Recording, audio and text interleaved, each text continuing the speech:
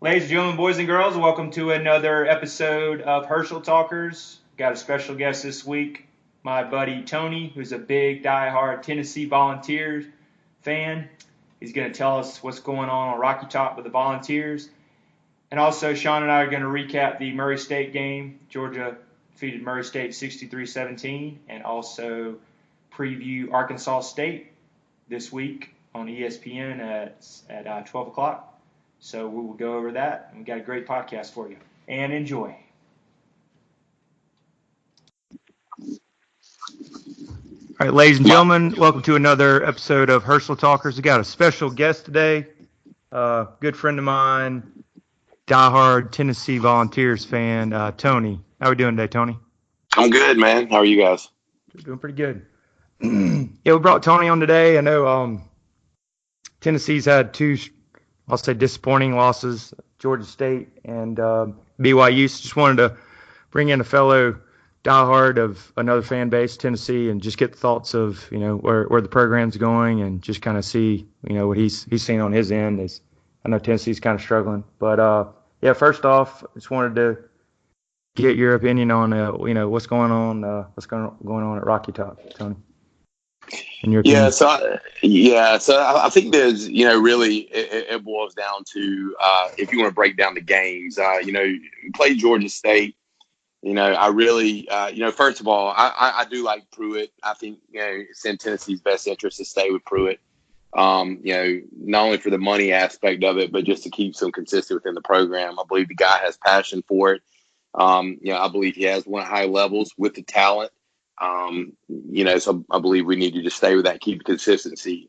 Breaking down the games, I think Georgia State was very, we came in with a very, very vanilla game plan. We came in with kind of what I saw as a NFL preseason game, so to speak, where, we shuffled in. I forget the line combinations that we used that game, but we had, it was in like 15 different line combinations on offense. And I think that really by the third quarter, we were like, oh, crap, we got a ball game here. And I just don't think they adjusted in time. I don't think the players were amped up for the game. I'm very disappointed in that fact. And it concerned me about, what they were doing in practice from a energy standpoint. I was actually at the BYU game, and it was very exciting when I saw the team came out. First of all, Tennessee fans, you can't bash the Tennessee fan for support. The stadium was, pretty much filled. There was some, speckles at the top. BYU brought a good amount of people with them, but the Tennessee fans showed up and it was loud. It reminded me a lot of the Oklahoma game back a few years ago. That's the loudest I'd ever heard that stadium. So I was very proud on that point. I think we came out with a lot of energy, a very good game plan. I think we were able to rush the ball for 200 or something yards, but we were running it towards the edges. We really couldn't get a push up the middle, which, SEC is going to be a little more difficult. But I think really, honestly, the biggest problem, I think we'd be 2-0, man, if it would have been we had better quarterback play. And I think that's where it all boils down to. Sitting in the stands, I was in the end zone where the guest tunnel is. You guys know where that's like you've been in Knoxville in the lower level. And, players are wide open a lot of the night. I mean, there was at least 14 points, maybe even 21 points that were left on the table if he could have hit receivers wide open. So I believe that, he's the best we have right now.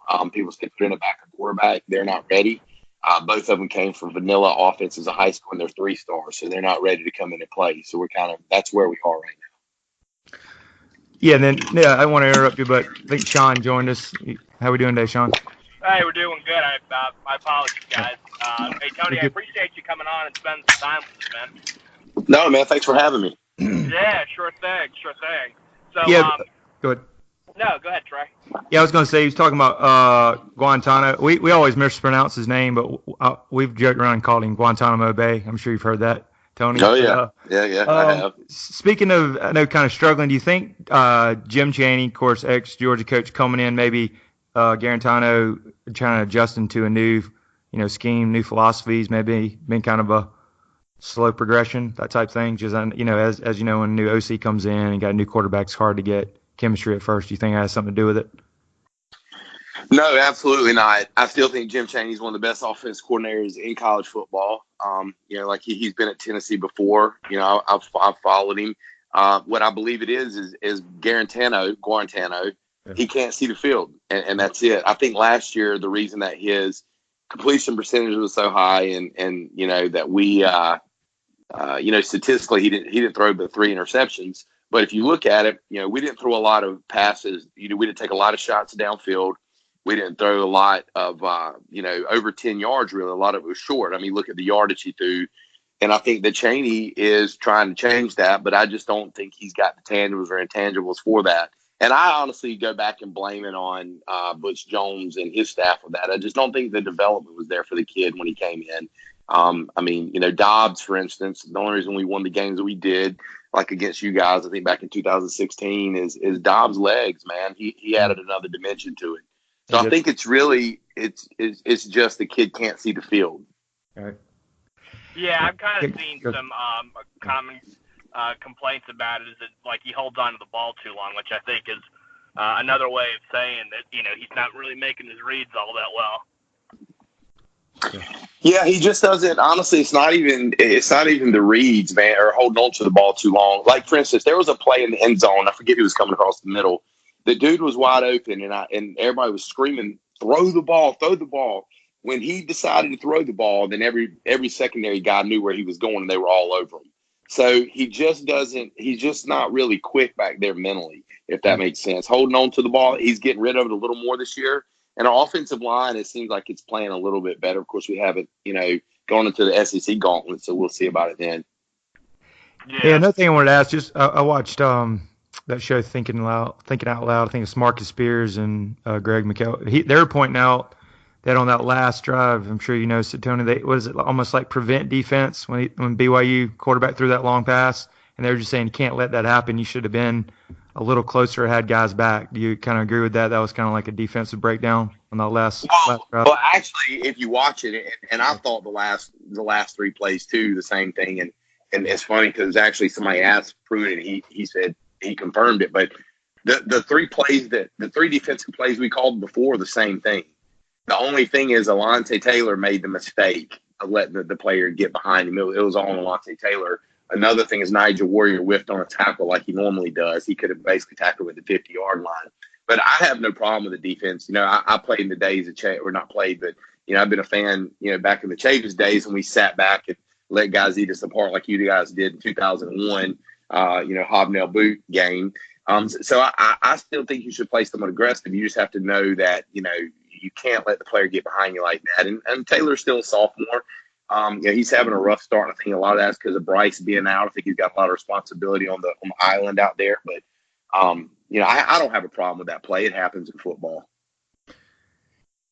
And then I was looking at your coaching staff. I knew some of the guys, but I was going to tell Sean about this too. Like you guys have, Jeremy Pruitt, ex-Georgia guy who's on there. Jim Chaney was at Georgia. Got Derek Ansley, who Sean actually really wanted him. He always mentioned his name for our secondary. You guys have, Kevin Shearer, ex-Georgia guy, Tracy Rocker, Will Friend, and actually Chris Rump. I have a friend, his brother. Actually, he's the brother of Chris Rump. He lives here in Charlotte. I texted him. I was just asking him what was going on with it. But I think you guys, coaching-wise, have a great staff and with some great recruiters. So I think it kind of – and I wanted to ask – I've been hearing more and more. It looks like Philip Fulmer has his hand in this a whole lot. Do you think maybe there's maybe too many Chiefs got their hands in the stew, as they say, compared to maybe not letting Pruitt run it the way he wants to? Or what do you think's going on kind of with the program? No, man. Fulmer hasn't got his hand into it. I mean, Fulmer's going to be there as a guide.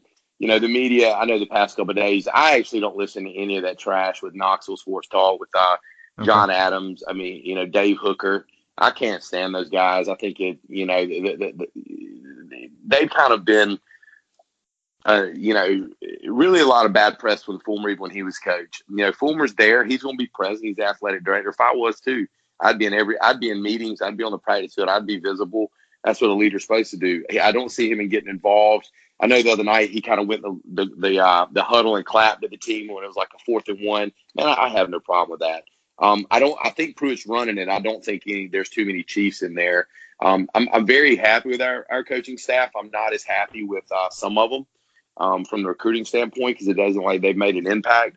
But we do have a lot of good recruiters. The problem is it's a catch-22. You got to win before you get. I mean, a lot of these kids don't remember when Tennessee were good. Hell, I'm forgetting that. It's been so hard from what to see where we are now compared to what I remember. But I think from a coaching staff standpoint and from Pruitt being, leading everything, I think it's fine there. All right.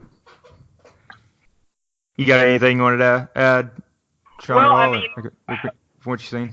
Well, what really kind of shocked me was during the coaching search last year, just like the number of guys it seemed that turned that down. And I don't know if part of that is that, as society, we have less patience with coaches now, and like we're so quick to give them the axe, and people kind of knew that this was going to take, a little bit longer to probably get that ship right, or, I guess just from your standpoint, what do you think, kind of caused a lot of people to turn that job down? Well, first of all, I think a lot of it is that we read in the media is not real, for one. And I think that, honestly, the past two athletic directors, if I would have seen Curry somewhere, I seriously would have spit in his face. That's how I think about the guy. His arrogant attitude, how he was at the university and how he handled that search and everything. The guy had no business being there. Dave Hart, had him in that position. The chancellor we hired, it was just all a mess, man. What's wrong with Tennessee in the past few years, honestly, is when Fulmer left, boosters got involved the Haslams who own all the Pilot gas stations up there and everything. All those people got too involved, and they basically controlled a lot of things. When Fulmer took over, I read on it a lot and I hear about it a lot. There's a lot of the boosters who aren't allowed to make being involved in decisions like they once were. Thornton's another one. Whether they take their money somewhere else or not, I mean, that's the sole reason Tennessee football is in the place it is because it was allowed to let the donors start to run the program a little bit. I knew last year that, it's a dumpster fire, that Bush Jones created. And, Tennessee fans, I was so glad we didn't hire Schiano, and I don't care what anybody says, not because of the whole scandal with Penn State, but the dude is not a good head coach. Look, He's not. Look at Dan Wolken. He's a scumbag. He still brings that up. He's so butthurt because Tennessee fans actually turned that around. But that shows the power of a fan base nowadays. And so I was proud to be a part of that and not hire Schiano. I think Fulmer did a good job in hiring Pruitt. I think a lot of the coaches that maybe Curry went after was just to say they interviewed him, or maybe they didn't. Who knows what the dude was doing flying around the plane? It's a real mystery, a lot of things that he did. Yeah. Yeah, and looking back into, I know you've always been a big Tennessee fan. Like, who would you say was the greatest coach, since it started, or in your opinion, if you had to pick one? You mean in the history of Tennessee football? Yeah. It's hard to say. Do you like Fulmer over Majors, or I know Johnny Majors way before my time when I was born, but I'm sure you followed it. But just a question. I started really following Tennessee. I was born a Tennessee fan. My dad, first came on since 1985. My dad was a huge Pruitt fan. Huge Johnny Majors fan. And I was excited. And of course, I was a junior in high school when Fulmer took over. He was a lot different. He was very innovative on offense, and he put up a lot of points, a lot different than what Johnny Majors did. I think the longer that Fulmer stayed, he was too loyal to his assistants, and I think that. Nick Saban in 2001, the SEC championship game, I was at that one. And I do believe that kind of changed the direction of our program a little bit. But Saban is the reason that a lot of coaches hadn't made it in the SEC, because he set a standard that none of us, you guys are closer to anybody than doing it. But it's just, to hold that sustainability for as long as he have, I don't even know if you guys are at that point yet. So it's hard to say. I say, my favorite coach is Fulmer, but he was in my prime years. It's hard to go back and look at General Neyland and what he did. But football is a lot different that day. There wasn't scholarship limitations. There, the rules were a lot different than it is now. Bear Bryant used to load up with every best athlete in the South just about. But Bear Bryant, I believe I'm right. Bear Bryant never beat General Neyland. I'd have to go back and look at that, but I believe that's the case. Nice. And then looking back on it, in your opinion, do you think it was premature them letting go Fulmer back in 2008? Because he won the East that year too, right? Or almost played for the he had a good last year. Do you think, or he just had maybe the Fulmer Cup stuff going on, or do you think it was premature? Or your opinion on 2008? So a lot of things happened before that. I mean, we had a losing season. I think in 2005 was our first in many years. I was there when Vanderbilt beat us. The players threw their helmets on the field and stuff. It was heartbreaking in that aspect. So I think a lot of things started to trickle in that aspect. I think a lot of Tennessee fans saw the writing on the wall. We won the SEC championship in 2007. We really backed into it, to be honest. I forget how it happened, but we finished out, I think, with three losses, in the regular season. We kind of backed into it. 2008 came along, and Fulmer had the opportunity after Cutcliffe left to really go get an innovative offensive coordinator, and he shot himself in the foot by going to hire Dave Clawson, however you say his name, and he was just a cluster at Tennessee. And I think Fulmer handicapped him a little bit. After the first few games, it just became a really bad decision that Fulmer made. I was actually one that was ready for a change. I thought that we could have got a coach and better than Kiffin. I believe that we should have handled the Fulmer outing better than we did. But hindsight being 2020, I truly believe that we should have let him stay, play it out, and handle a little bit better. But again, that goes back to Mike Hamilton, who was athletic director at the time. The leadership that we had, has not been the best over the past 20 years, and that's what put the program in the position it's in. Yeah, well, when you got Kiffin too, that was actually a pretty big hire. You know what I mean? Even though it was from like the assistant ranks, I mean, he was probably the highest, or the most sought after assistant for a head coaching job at the time. Yeah, but Kiffin was very immature. I mean, it's right. I just meant like at the time the hire was made. Yeah, I mean, because he had a big name. I mean, he was the Southern California offensive coordinator. He had that stuff going with Al Green. Not Al Green. What is his name? Al Davis at the Raiders and so forth. But Kiffin didn't understand the dynamics of what he was stepping into at Tennessee to run a program. The athletes that we recruited were not good character kids, as you saw a lot of that happen. And it's not about just getting a 5-star. It's about getting somebody who fits your program and believes in what you're selling and wants to not only come to university, wants to be a good student athlete also. Kiffin didn't care anything about that. He really wanted to make a splash with the recruits and, wanted to get as many 5-stars as he could. And I think, that was not a good hire, even though he was a big name. It was just he was very immature. I mean, you see it, he wrecked the car with co-eds in it, and that was covered up. I actually read about that again, heading up to Knoxville last weekend, because I didn't realize the girl that he was messing around with was Jill Harrington, who does radio in Knoxville. My buddy told me, so I went back and read that. It was absolutely true. So, I mean, you got a head coach who's out, sleeping with co-eds, volleyball players and stuff. And, I mean, what do you expect when you do that? Yeah, it normally doesn't end well. No, absolutely not.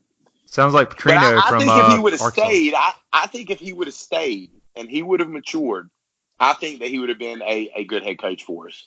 We just couldn't afford to keep him around with everything he was doing. He left anyway, but we couldn't have kept him around anyway. Hey, one coach always wondered about that might have been good. Always heard Tennessee wouldn't let him bring his coordinators. But what did you ever think about Cutcliffe? You would have brought him over because he's done really well with Duke. I know Duke's a tough place to coach at, but do you think Cutcliffe would have been a good fit? No, man. I think Cutcliffe wanted to go to Duke because it's he can kind of win 7 games a year or whatever at Duke, and he's had some very good years and kind of live quiet a little bit. You come to Knoxville, man, or just like Athens. I mean, you win. Hell, I'd like to win 7 games a year now, but I mean, you see what you guys deal with Rick. I mean, it's just a different pressure, and I think Cutcliffe. I mean, he's had a lot of hard issues in the past, and he did his time at Tennessee, and we love him and are thankful for it, everything he did. But as far as coming back running the program, I just don't think he wanted to do that, and I think that was a good choice. Yeah, and then looking ahead, I know you guys got Chattanooga this week. I've seen early lines being you guys favored by 28. And then going forward, what do you think would be a good, successful, maybe win-loss record? How would you like to see them finish out? I know you guys got a brutal schedule, but, maybe to have something positive maybe for next year or the rest of the year. Well, 2 things that really help us out is our best linebacker, Batuli, is going to be back. We've had a freshman lining up the defense, which was a lot of the problems in the first game, Henry To'oto'o. Daniel Batul will be back after Chattanooga. He'll be back for Florida. And we just got Bryce Thompson back on the practice field today, which is, in my opinion, what they did to that kid was insane. I had a real problem with it. I don't mind saying that on here. I think that, it took what he said and went to another level. Everybody says things, they get mad. The kid's never been a threat. I mean, they let him back on campus, the week after, him and the girl got into an argument. But back, getting off the subject a little bit, but having him back is going to help out the secondary a lot. Our offense, I think we're going to be able to run the ball a little bit better than we did last year, but it still comes down to what Garantano can do. I think we win this weekend. It may be close, and then I think the gauntlet starts. I think the only team that we have to win, or the only games that we can win in those 5 games that you guys are included in, is possibly Mississippi State and then possibly South Carolina. I think the best that we could probably do at this point, and this is taking everything bounce our way, is 5 games. I mean, to be honest, I just don't see us getting any more wins than that this year. And if we can turn it around and win 5 games and somehow get to 6, I mean, you got to look at it and call the season a success. I said before the year started that I said we'd be 7-5. If everything bounced our way 8-4. So, I mean, definitely not going to hit that. But, we just need a quarterback, to be honest, going forward somehow. But I say 5-7. Okay. I think that's respectful. Don't you guys have a big QB coming in? It's not respectful for Tennessee, but it's. I agree, but where you're at now, that first 2 losses. Yeah. Yeah, I think. We got a kid coming in from Georgia. He seems pretty solid. His name just left my mind. I say it all the time. Harrison Bailey. There you go. And they interviewed him, and Sunday, and of course, when everybody loses, everybody goes crazy about recruits jumping off the board and stuff like that. And if they do, they do. You want to find players that want to come change, culture and be a part of something big. I'm the type of person, I don't want to go jump on every winning ship. I'd like to be something to look back at and say, wow, look what we did. But Harrison Bailey, I think, is a kid that's going to have a lot of pressure on his shoulders next year. I think when he comes in, he would be able to beat Garantano off the bat, or Garantano. However, he's still going to be a freshman, and we have a harder schedule next year. We go to Oklahoma. And that is one of our conference, out of conference games. So, I say next year still going to be a little struggle. You're looking at minimum 3 years where we're competitive. 5 years if we can make it to be a threat again in the East. And most Tennessee fans don't understand that. That's what irritates me. Is, hey guys, just enjoy it. It was so sad to leave the game, and I was angry. But after a day goes by, it's like I was excited to watch the game this Saturday and see what we can do. And just be realistic about it. Everyone wants to look at Georgia, look at Alabama, and say, why can't we be that? And all you got to do is go back and look at the 10 years in leadership of what we had, and that'll explain it for you. Yeah, and Sean also says you guys have a good potential. I guess you have some 5 stars coming in on your offensive line. He thinks that's going to be able to, moving forward, should be positive for you guys. You talking about the freshmen this year? Yeah, who was it, Sean, or Tony? Yeah, Darnell Wright and that's right. and Wayne Morris. Wayne Morris is doing pretty good. Darnell Wright's struggling. He wasn't an early enrollee, so he's really having a hard time right now grasping offense, which is fine. I think by the end of the season, or as the season progresses, he'll get a lot better. Like I said, our offensive line, I think going forward, and we got some good recruits coming in. I think the offensive line is starting to repair itself. Receiver wise, we got athletes. We got 2 very good running backs. That freshman Eric Gray, man, he's going to be a stud. We just have to find a quarterback. I mean, if you guys were sitting in the stands beside me, even my wife, who really has only been watching football for 6 years since we've been together, she looked at me, she says, why can't he see the receivers that are open over here? That's because he never looks. He locks in 1 receiver, maybe 2, and that's it. So if you guys let us borrow a quarterback, man, we might be competitive. Well, we had a couple on the market the past couple years. I tell you, if we could have grabbed one of them, man, we might have been fine, or at least competitive. But, I have, when we went in overtime, I looked at my wife, my buddy, and I said, you know what? I have no confidence we'll win this game. I said, because the game is in his hands right now, and you need a real leader at that point, and he's not that. So that I kind of knew what was going to happen in overtime, and I was right. Yeah, it was tough. It was a tough loss, and for some reason I feel I was pulling for you guys, just being a SEC homer, and I never really had any resentment against Tennessee. No, honestly and truthfully, yeah. I've thought about this. This is funny you say that. I've thought about this, and I was kind of the same way.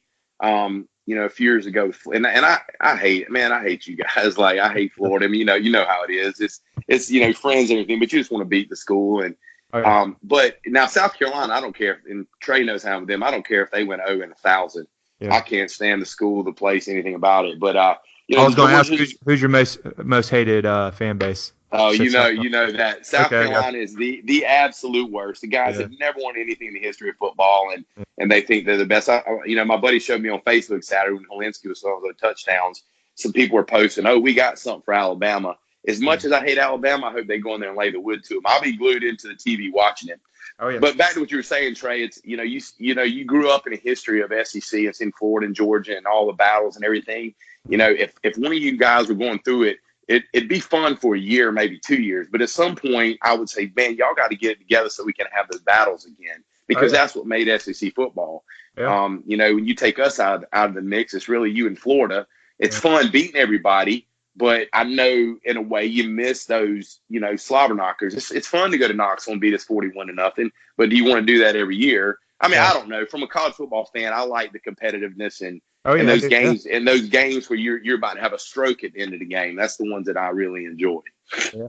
Kind of like I remember calling you coming back pissed off from the bar. The Hail Mary from Dobbs to Jennings. And I remember you said, "Calm down, man. You guys will be good." That he was. I remember you saying, "Was it Jennings was a bulldog? He went up there and got the ball." But I remember man. I was pissed off that day. But just it's those type of games, man. That was a great game to watch. Like one of the best games of the year. So funny story on that. Maybe I shouldn't say this. People can hear it, but I mean nothing bad. But so we were grilling ribs all day, for the game. And at that time I lived in a condo apartment where I lived at up in North Charlotte, and we had put them on the grill, and I was putting salt and stuff on them. And when they hit the Hail Mary, we started running around, people at my place and everything. My phone started blowing up. My mom was calling me and stuff, and I was talking on the phone. Next thing I know, somebody started yelling and saying, "Tony, the grill, the grill." I went outside, and the flames were almost hitting the people above me, their deck. The whole grill was almost on fire. Like, we were freaking out, and the ribs are completely black. So, so that game almost cost me a lot more than what the win was. Right. So that's that SEC passion. Oh, yeah. Now, Tony, I don't know if Trey's told you this or not, but he's looking to transition out of sales. Yeah. He knows. We talked. So if you were going to say Trey was either Derek Dooley, Butch Jones, or Pruitt, which would Trey be? Well, he went there. I would say Trey would be a Jeremy Pruitt. Okay. All right. Really? I'll take that. Yeah. Butch Jones is a fraud of a person. I wouldn't believe anything that came out of his mouth, and he's got character issues. And Derek Dooley is very arrogant. I think that Jeremy Pruitt is of all three. I think Trey reminds me because Trey's a humble guy. Trey's a nice guy. So I think personality wise, I think he would match up with him. All right, I appreciate that. I have to say this, Tony. What did you think about the 5-star hearts when that was coming out? Dude, I wanted to throw up. I remember talking to you like, what is he talking about? Dude, everything he's come out and say, I would be like, you freaking idiot. You just caused me more people to text me and get me pissed off. Like, why do you continue to say this stuff? Like, I mean, literally, the dude just, he was horrible. And I have to say, I bought into his crap for, a couple of years and things like that. But I said they should have fired him the year before they did after a game.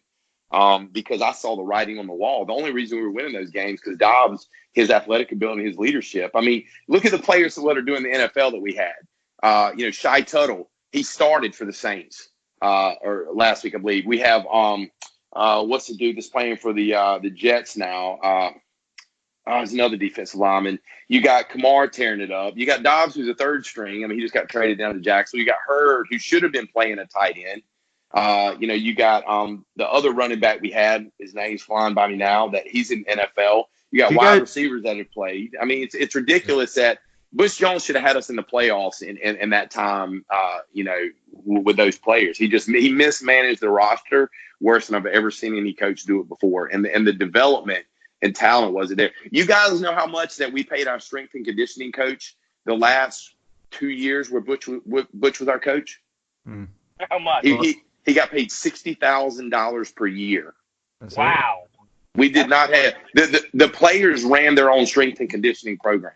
Yeah, that'll get you beat right there. So that's why that when Pruitt came in, he said, we're the smallest. And I said, how did you not see that when you were calling plays against us? Like, did you not see we were small? Because I can see it from the stands. A couple of years ago, we're just getting smaller and smaller. Either those dudes are eating more or something. I don't know. But, it's because we had no strength and conditioning program. So all of that stuff combined, man, it's just. Yeah, I agree. That's a good point. It's just, year after year of having that is just not good. But, college football cyclical. I think that Tennessee fans need to shut up about firing Pruitt. Even if we win 2 games this year, you still need to stay consistent. You still need to give him 3 years. I say give him next year, see how, if he can turn around some. But, you can't go on another coaching search. If you do, man, it's going to cost us. I mean, hell, we're paying coaches on staffs all over across America. Yeah. But Butch Jones he takes coffee to Saban, and we're paying him millions of dollars a year. Yeah. So, What's the buyout, by the way? Too, it's like, what message does it send, right? Because this was like a tough job the way it was left. And so if you're just, you got to show some patience. You know what I mean? Yeah, it's just Tennessee fans, man, we're just so beat down with everything. It's just, I don't even the word to put on it. It's just so frustrating that we seem to, year after year, these heartbreaking losses and then getting smashed by our rivals and stuff. I was so excited when the season started. I can't tell you guys. And we lost to Georgia State. I had some friends over and stuff. And after the game, man, it was a miserable night for all of us. We didn't talk. It was just we sat there in shock. And even Sunday, I woke up and it's like, and you guys have been here before. I was like, did this really happen? Like, you can't even, like, you're numb to it. You can't even. It still doesn't come around to about Monday or Tuesday to say, okay, let's look forward. I wasn't going to the game last week if we wouldn't have let a couple players go from the week before that made some comments on Twitter, which we ended up doing. So a lot of culture issues from Bush. I think a lot of the younger players are going to be fine. I think a lot of the older players, we need some more attrition from those guys and just get them off the team. That's another problem. But hopefully you're right though. They need to make a statement and stick with Pruitt. And then I think Fulmer will, unless it just becomes too hard from a booster standpoint, money standpoint. I think if we win 2 games next year, season tickets are going to be really bad next year. And, you got to pay for all the stuff somehow. Yeah. We'll somebody said get Urban Meyer for $10 million. So. Would you actually, let's just say that, I don't know, let's just say something crazy happens, Saban leaves, and then Pruitt goes back to Alabama, and then, like, Meyer's interested in to take the job. Would you take him? Absolutely, man. I want to win football games. Yeah. I'm not the kind that says, oh, well, he's not this or he's not that. I want to win football games. If we can get a coach in here that can win football, whether he, he gets. Has his programs been on probation though when he left? No. Not to say he knows how to manage that in a certain way. So yeah, I would. I would take him. If it came to that, I wouldn't say now, no, but. All right. Hell, everybody goes back and forth now. It doesn't matter. It's not like it used to be in college football. Now Eli Wolf looks like he's going to be a star for you guys, and that dude didn't even, he just got ran over. I used to hate to see him on the field, man, because he didn't know how to block, stuff like that. Now he's playing for y'all, and we got what's his face, Gibbs, D'Angelo Gibbs is going to play for us next year. So it's like everybody goes back and forth now, and it wasn't like that growing up. I don't see how. I can't understand the kid that went from Clemson to South Carolina. That one I'll never be able to understand. He played, 4 years at Clemson, 3 years, and I go to South Carolina.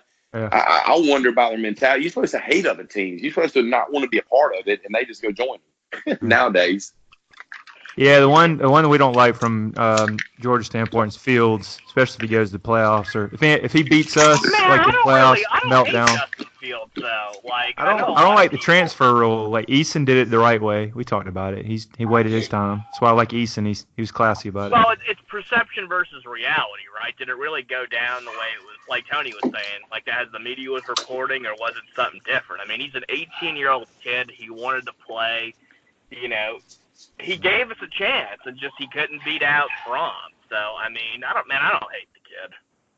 Yeah, I agree. It's not like it used to be where you sit behind a player anymore. These kids are ready to be their 1 or 2 years, and then, or 2 or 3 years, sorry, and then go to the pros, and they want to make a statement while they're there. I hate the way it's become, but if you look at it from a kid's standpoint, it's different nowadays. I don't think, I was kind of irritated the way that Harbaugh and everything handled what's his face that transferred to us, the defensive lineman. I can't think of his name now. But I don't have Aubrey Solomon. But I don't have a problem with the way Phil's transferred, really.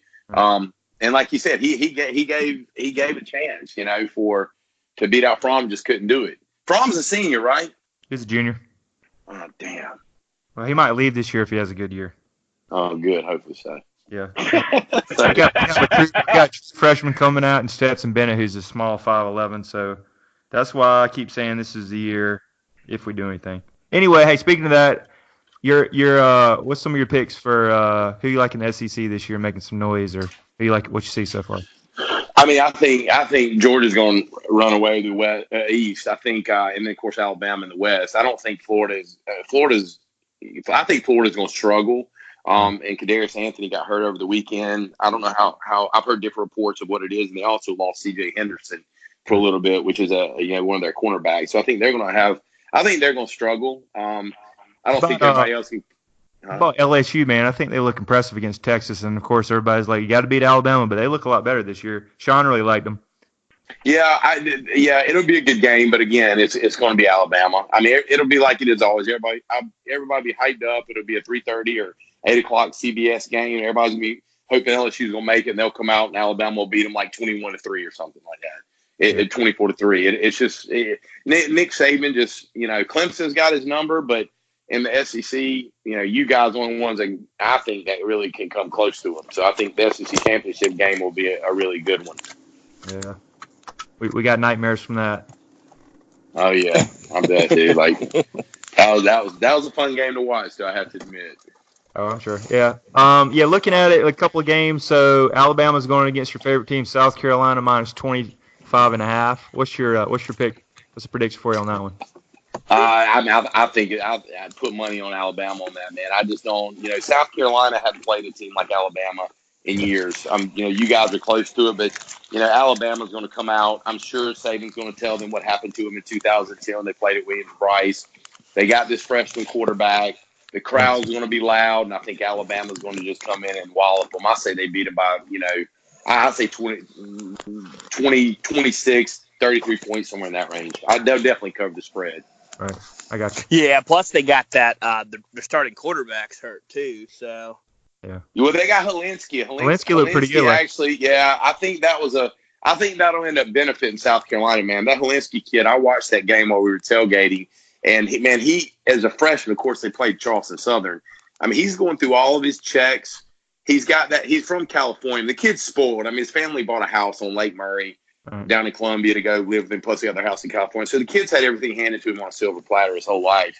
But as far as, the cockiness or arrogance you need for a quarterback, which I do believe you do, he has that, and he's got all the tangibles as a freshman. It won't show this weekend, but I think going forward, South Carolina actually will benefit from Bentley getting hurt. Yeah, and I actually heard Bentley might put his name in the portal. I heard that rumor this week. It wouldn't surprise me because he's not going to beat the kid out. I mean, when I saw – I was hoping Helinski was going to be a fraud, but when I watched the game, even though it was Charleston Southern, you could tell by the way he goes through his check downs, his confidence and stuff. He's just a different moxie of a quarterback. Right. But I'll be all dog when y'all play him, though. Don't worry. Trey knows me, man. Trey knows me. I hope y'all spank him. Yeah. He hates, so you hate South Carolina? Yeah, he lived there. I lived there for 12 years, and I'm telling you, it's the worst fan base. I don't mind a fan base like talking trash a little bit, especially if they win. But those fans, they're in another world, man. I lived there. I was there the year that Champ Bailey was playing. I actually went to the game. Left at halftime and went home, watched Tennessee and Florida that night. But the fans there that day, I had my Tennessee stuff on, were talking trash to me. And, it was like, you guys are in like la-la land, like of what you are. But it's some of the worst fan base I've ever seen from thinking they're better than they're not. So, or better than they are. Yeah. I pull for everybody against. There's not a team in college football I'd pull for over South Carolina. Not one team. Right. Yeah, I said that. It's funny. The Shamecocks. Shane Cox, man. Yeah. And then and Columbia is the armpit of the South. It is. I hate that place. I think I told you I had that horror story last year for me. So anyway. Yep. Yeah, then one more because it's not the greatest slate of games. You think Florida against Kentucky? I know Terry Smith was a touchdown. Terry, he got hurt. Yeah. Do you think any chance of Kentucky maybe getting them 2 straight years, or you think Florida's got it? I think it's -8. I think it's going to be a close game, man. I think it's going to be one of those fourth quarter games. What people don't, I don't think Kentucky, even with Terry going out, Stoops has done a good job, man, of building depth in that program. They got some talent in there, and I think they play with some confidence under him. I don't say they're going to. It's a game in Florida. It's in Florida. There's no. It's in Kentucky, right? Yeah. Yeah. I mean, I would take Kentucky on that. Not to say they're going to win, but I think it's going to be a close. It's going to come down to a couple plays or two in the fourth quarter. Yeah, I can see that because I'm not sold on Felipe Franks yet. He chose. No. He's a head case too, man. Yeah. I'd take him over Garantano though. Okay. I like it. Trey, you're not working right now, are you? So if you got any quarterback skills, go try out for us, man. Would you like to lead the Big Orange out? Hey, little known fact that they could tell you, I went to a quarterback camp there in Tennessee my 10th grade year. That's what I'm talking about. You got eligibility left, right? I do. Hey, I could be a grad assistant. I got 2 years left. I love it.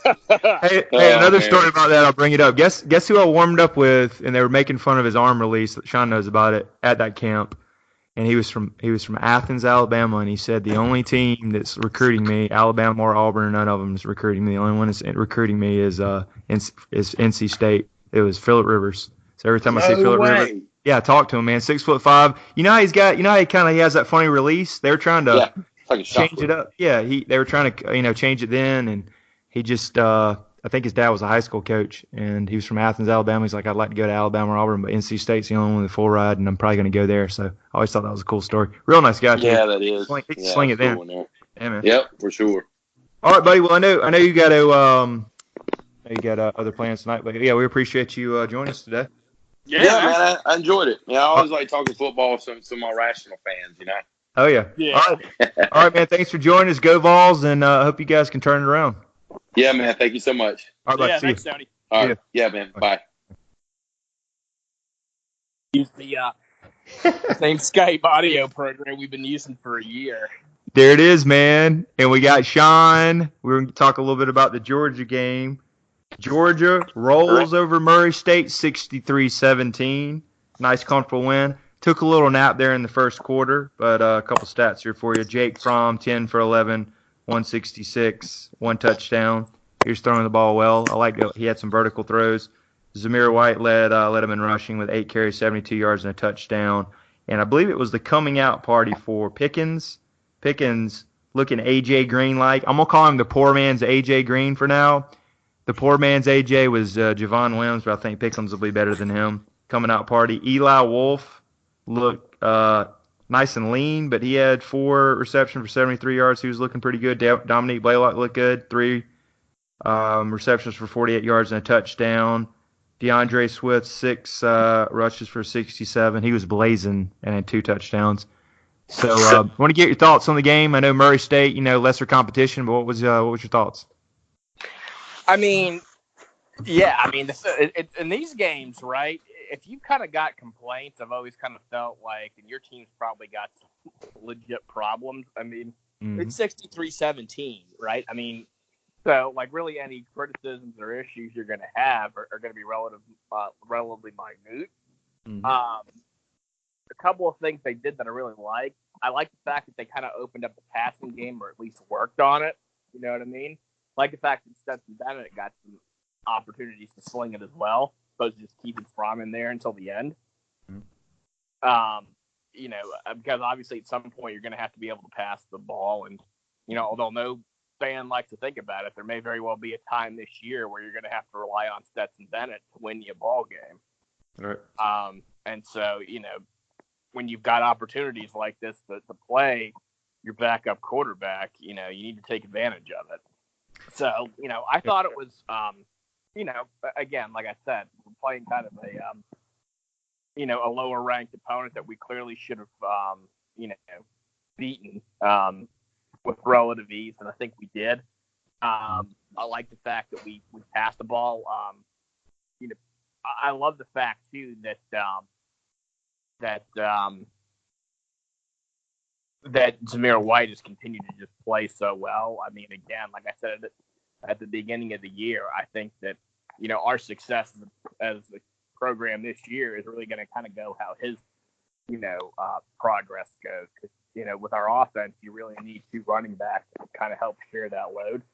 And so, and I get that we've got Brian Herring or whatever, but Brian Herring has been a third option for pretty much his whole career, and with all due respect to him, I think probably part of a reason for that too. You know what I mean? Yeah, I do. I don't know that he's a guy that's necessarily gonna that can really kind of lead your running back group and be a day in day out threat. I think he's a great kind of change of pace or just kind of a great additional depth. But beyond that, I don't really think that he's a guy that can't necessarily win you a national title. I do think Zeus White is. And I'm sorry, Trey, I know I kind of interrupted you there.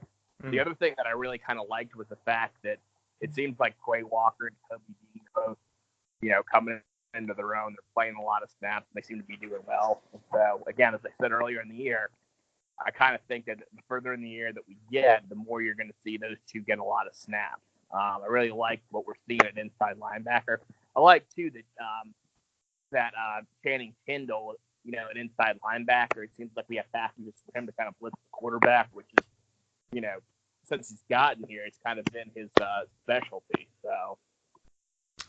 Yeah, I completely agree. What I was going to say is I agree with what you said on the running backs, but I like that they're playing 4 running backs, and they even had Dodrim, as we call him. McIntosh came in with 9 carries, but you're getting James Cook with his we're going to call him poor man's Percy Harvin, kind of dump past the screen because he's really quick getting him out there. You got Zeus White running great. I'd like him to see him against maybe hopefully like Notre Dame, and he can make some cuts because it looks like he's just kind of running over people, which is great. Definitely Swift's doing his thing. To me, man, he looks as quick as ever on a couple of those. I think it was like an inside dive play, and he took it to the left. Dude, the guy's just fast. I know last year he was battling those growing injuries, as I say it, growing. He looks good. And on the defense, the havoc plays is what we had 6 sacks. I know this is against lesser opponent, of course, but man, 6 sacks against anybody is really good. I thought that was looking really good, but I agree with everything. If I had to get a little nitpicky though, I think Mark Webb got burned that time on the 60-yard pass. Even though this is a pass-happy air raid offense, I think we held him to like 10 yards rushing. But took a little nap there in the first quarter, but definitely I think we gave up a sack. So just getting really nitpicky. I think we're really strong on the run, but maybe pass protection is a little spotty. You can't have a couple of big sacks against maybe some defensive end. I think Notre Dame's got some good defensive ends coming up. So if I'm real nitpicky, that's what I'm looking at. Anything else did you notice? No. Sean scared of LSU though. Sean texts me and goes, Texas and LSU's more physical. I don't know. Is that true? Well, I mean, Trey, you should be able to spot a good trail drive when you see it. You're also really scared of Florida after the first week too. No, I mean, no, I think you're right about the pass protection, right? I mean, that's kind of got to get tightened up some because again, when you play a big game, right? I mean, against a good defense, you're not going to have a whole lot of chances to score. It can just kind of be the kiss of death,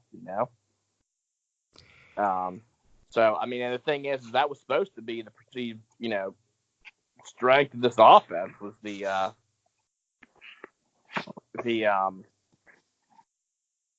pass protection, yeah. Line, right? And then another thing, when's the last time Georgia scored 63? Right, and he called the Dogs off in the second half. I think Fromm was gone in the second quarter, right? So, which is, I think a lot of people are saying we aren't explosive, but we got athletes. For while you've been can't even say my words here. Words are hard. You've been following hard since early 2000s, the Rick years. Is this following them real hard? Yeah, real hard. Is this the deepest team or deepest roster, deepest Georgia team you've seen? The most deepest? Yeah, deepest. I mean, yeah. All joking aside, I think all over, like every position. Yeah, without question. I mean, save for maybe either last year or the year before last at the quarterback position, right? Just because of the embarrassment of riches. But yeah, I mean, it's like insanely deep across the board, right? At running back, I mean, just when have we ever had this many like top-rated players at their respective positions? You know, I mean, this is like national championship level recruiting, in all honesty. And you know, I apologize if I sound like a homer, but like, you know, that's kind of what we've got now. Whether or not we ultimately get there or not remains to be seen. But you know, it's not going to be due to a lack of talent. Yeah, I completely agree. And then looking forward, we're playing the Fighting Red Wolves of Arkansas State. Point spread's 33 points. 12 o'clock game. Any chance of a lull? And supposedly they have a really good passing attack. Blew out, I believe it was UNLV. I know they're a smaller team. I know it's 12 o'clock game. Any chance of maybe taking a little nap, rolling around in the first half? I know it's going to be hot too. I mean, there's always a chance. I mean, I think we kind of took a little bit of a lull there in the first quarter. Mm-hmm. But I don't know. I kind of feel like we'll kind of continue to coast and, you know, handle business at this point, you know? They have a cover? 33 points? Yeah. I mean, I don't think that's going to be difficult to do. I mean, part of what makes that kind of fairly easy to do, too, is just our offense or our defense, you know what I mean? Yeah. Because they don't really give up a whole lot. I'm going to say, for some reason, I'm feeling this. Roll around the first half, I can see 21-7 at halftime or something. I'm going to say 49-14 they cover. But I think this team's a little better than Murray State. Yeah. I mean, could be. Also, little known fact in the story I realized. So I previously in another life had a cup of coffee, if you even call that. I'll just talk. We'll say a little sip at Valdosta State. And while I was at Valdosta State, they had a young man known as Dusty Bonner who just transferred from Kentucky. And he transferred from Kentucky. I think he was like all SEC or put up some great numbers. He got beat out and transferred back home to Valdosta State because of the late, great, rest in peace, Jared Lorenzen, who passed recently. So where all this is going is, who is the quarterback this week? Is Logan Bonner, son of Dusty Bonner, who also, when Dusty Bonner was at Valdosta State, we had a young, wet behind the ears defensive backs coach named Kirby Smart. So all that is coming together. You see the story there? Sorry, that was a little sentimental. So, all that was linked together. So anyway, Logan Bonner has pretty good numbers. Hope he does well. Also, shout out to forget his name. Arkansas State coach, his wife passed away of cancer in the summer, which was really sad. So I know Kirby's been giving him a lot of respect. And I think they're saying for the game, everybody wear pink for remembrance of her. So I thought it was pretty cool. Yeah, that's a really classy move.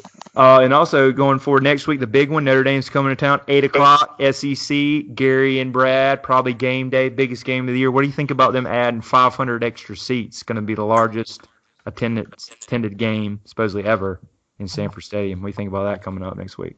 Dude, that's awesome. Like, I mean, I guess that's had to have been something they pre-planned, right? Because they had to sell the tickets for it. Yeah, they did. And I think they're gonna introduce the LED lighting system as well. And looking at Southern games, I know we talked about them with Tony, but get your picks. Any chance of it's Alabama minus 25.5? Any chance of them hanging around with South Carolina hanging around, or think it's going to blow out too much? A sandstorm. Last time they got beat. You know, I think that it's just going to be Alabama's just going to be a little bit too much. Yeah. You know, and maybe Tony's right, and that kid comes out and lights it up. He certainly could. But it's a tough first game to start out with against, you know, Nick Saban and Alabama. I'm going to say 49-10. I mean, honestly, I could see. Yeah, I mean, 49-10. I think is fair. I could see like 62-10. Honestly. Yeah, it kind of feels. Yeah, it'd be funny to see. Yeah, I agree with that.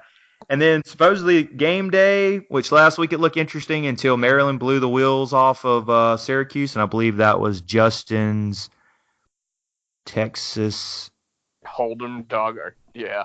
Goose pick of the week, which was great. And also, I think he handed out 3 winners last week for all you gamblers out there. Right, how were your dogs of the week? My dog of the week did not cover. I picked the Vanderbilt, which didn't cover at all. So I'm 0-2. I'm about to give my dog of the week in a minute, so I don't know how much you need to listen, but I am 0-2. Still that first week should have covered with Oregon, but what is it? Almost is for horseshoes and hand grenades, whatever that saying is. Clemson against Syracuse. Syracuse gave them a lot of problems last year with Death Valley, Trevor Lawrence getting hurt, and then they beat them in the Carrier Dome, where it's in. Isn't that where it is, the Carrier Dome? I should know that. Carrier Dome, Syracuse, isn't that where it is? Or is that the basketball? What's the dome they play in? I don't think the Carrier Dome's around anymore, but I do think both basketball and football play in the same dome. Okay. So it's Clemson minus 27.5. I don't think they have any problems, but any chance of a lull here taking a nap. Maybe Syracuse hanging around. They got blasted last week against Maryland. Yeah, I mean, obviously there's a chance, right? Yeah. It's always a chance, man. There's a chance.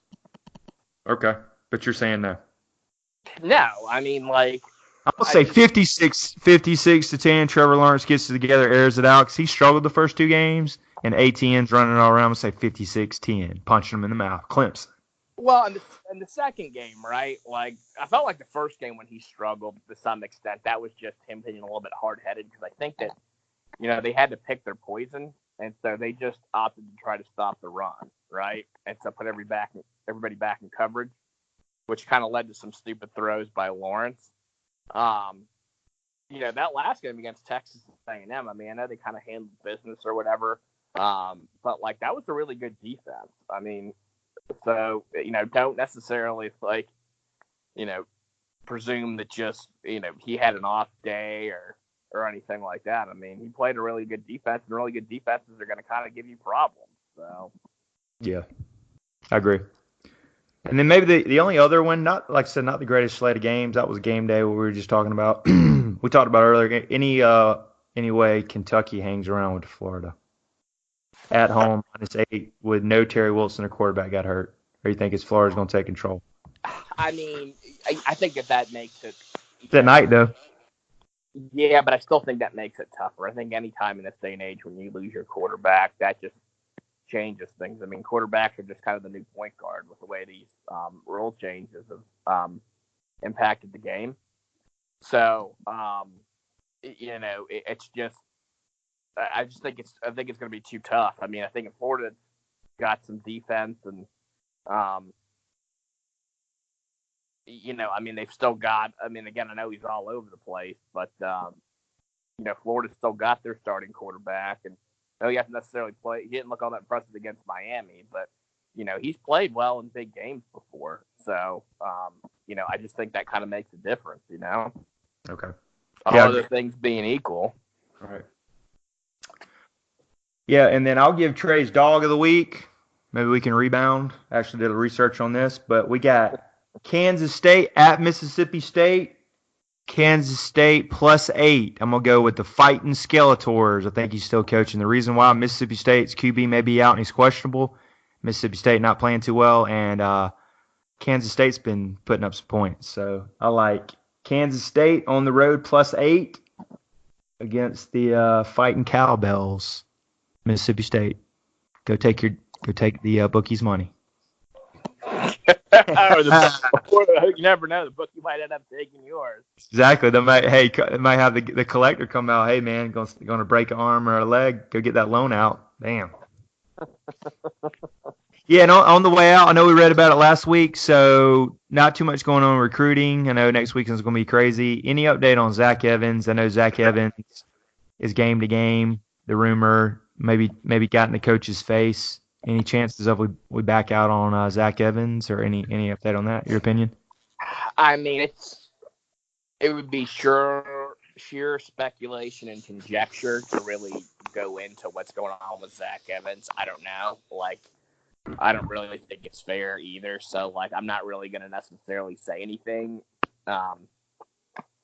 Obviously there's been, like you said, there were some concerns that, he got in a coach's space, and that also he may have gotten on social media and, said, some unpleasant things about Alabama involving some expletives. But I don't necessarily, I didn't see it. I don't know if that is true. There was obviously a rumor that he was set to commit last Thursday, which, it's come and gone, and he hasn't. Mm-hmm.